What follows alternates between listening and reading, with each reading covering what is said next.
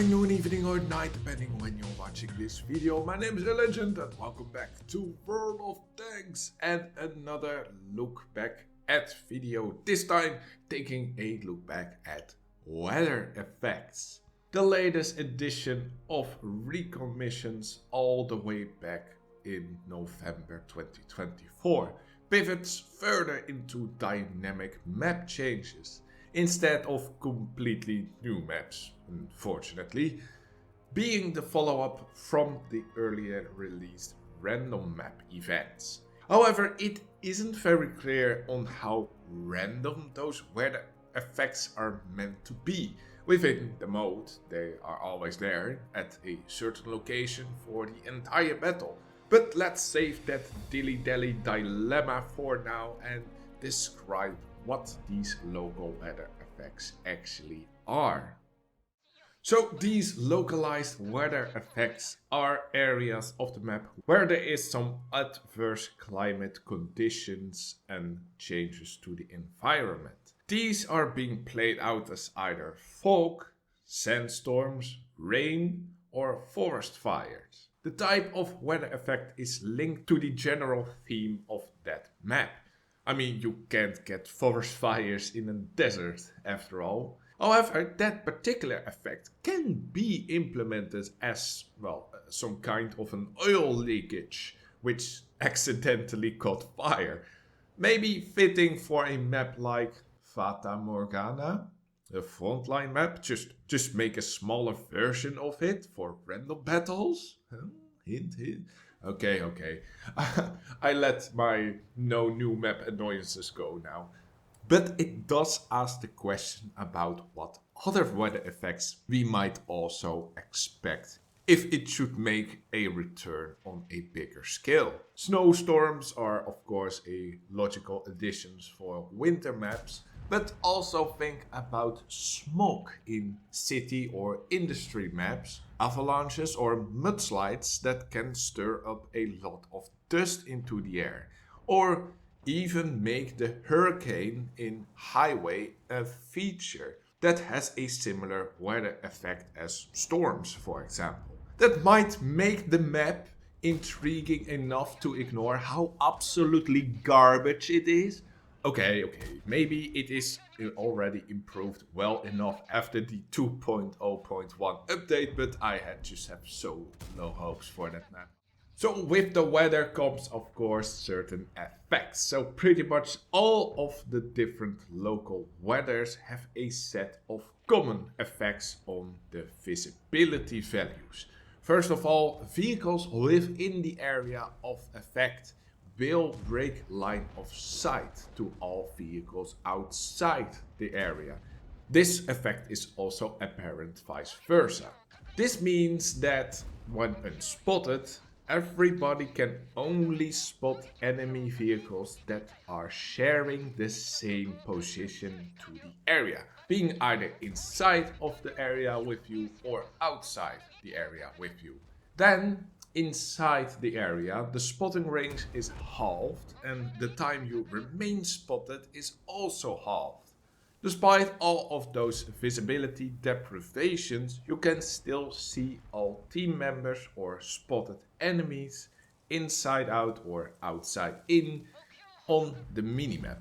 A lot of inside on out and such. Basically the minimap still functions the same. It basically functions as a supercharged bush, which is enlarged to a size of around 10 to 20% of the map. However, what it distinctly changes from regular bushes is that you cannot easily spot from the inside to the outside. And when you enter the break line of sight boundary, it didn't mean that you were immediately unspotted for tanks outside of the area, which I mistakenly thought it was. So I tried some sneaky spotting by racing in my EBR near the border and peeking by driving outside and then immediately inside again, thinking I would only be visible for the time that I was outside. Quick way to get back to the garage. The fact that you can still see everything as normally on a minimap does give you enough insight on what is happening inside or outside the area, so you don't get surprised by a sudden attack you didn't see coming. It also gives you the potential to blind fire. However, it is way harder than, for example, shooting outside of your render range towards a reference point like a bush someone is most likely hiding in. It is still a very large area after all, and most of the times the tanks inside that area are, well, moving all the time, although they should be when they are spotted. Then you got some other things like the rules, regulations and rewards. Those were quite standard and not really worthy to be mentioned any further. I didn't have the opportunity to fill in the event questionnaire since I wasn't able to play enough battles, but I wonder if the feedback was quite negative since we haven't gotten any follow-up or update on the weather effects in almost a year. But if there's somewhere I can give my personal feedback, it has to be in this video. How convenient. Now, of course, a lot depends on the exact ways Wargaming would like to implement the weather effects. However, as a concept being added on top of the random events and instead of the player inflicted events with those exploding barrels and movable objects that aren't fully destructible, it seems like a good addition to spice up the limited amount of maps we get. Again, I would rather see new maps, but if Wargaming is hell-bent on not doing that, this, alongside the random events, are seemingly the best option to diversify the play areas. With that said, it follows a similar path as random events. However, it is more static than random events since it is a continuous area of effect. However, that can also be more dynamic. For example, in World of Warships, I've witnessed some weather effects similar to those storms in World of Tanks, but the area moves across the map. I think that might spice up things way too much, but it is another factor to take into account. But coming back to the similarity to random events, I share the same definite rule how these should be implemented into the game, to open up more flanks and break stalemates. Having a weather effect area suddenly apparent in a part of the map where there is a lot of stalemates or the battle progression is very bothersome can also give you now some strategies that normally wouldn't work the chance to work, even making it possible for tank classes to go to areas where they wouldn't normally go at all, just to experience the same map area comfortable enough but with an unconventional tank class. On the other hand, however, I do think Wargaming is getting the grips on the implementation of random events, especially what we have seen them doing to maps like Fjords or Paris after the 2.0 update. So I think there aren't many problematic areas left that haven't been fixed by the random events, or that the random events aren't the best option to fix those.